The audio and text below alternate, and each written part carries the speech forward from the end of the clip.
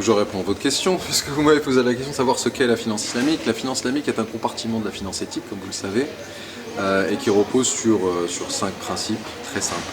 Le premier, c'est que la finance islamique se refuse à pratiquer l'intérêt. Et donc, elle trouve d'autres mécanismes pour financer ses clients. Elle achète des biens, elle revend des biens ou elle met en location des biens. Le deuxième principe de la finance islamique, c'est l'interdiction des secteurs considérés comme illicites, comme par exemple, pour une raison évidente, l'armement, le tabac, les jeux d'argent. Tout ce qui n'est pas absolument essentiel à l'activité humaine. Le troisième principe négatif qu'on appelle une interdiction, c'est l'interdiction de la spéculation. Ça, c'est important.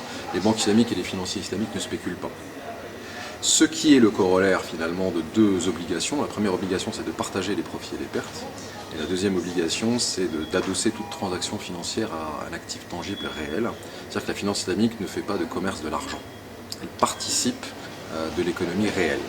La deuxième question que vous me posiez est de savoir dans quelle mesure la finance islamique peut contribuer au secteur social et coopératif. C'est son ADN, elle est faite pour ça. Mais gardez en tête que la finance islamique est une industrie très jeune, elle a 40 ans.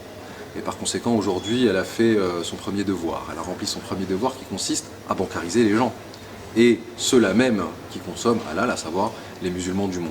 Cette activité-là et cet objectif-là a été rempli. Aujourd'hui, après 40 ans d'existence, la finance islamique doit passer une nouvelle étape, c'est-à-dire renouer avec son âme et redevenir beaucoup plus proche des enjeux de développement, à savoir l'éducation, la santé, les énergies renouvelables et tout ce qui fait que ce monde est beau à vivre. Est-ce qu'elle a déjà rempli sa mission? Dans une certaine mesure, oui. Les écoles, les hôpitaux, l'agriculture sont un point focal pour la finance islamique. Est-ce qu'elle a complètement rempli sa mission? La réponse est pas encore.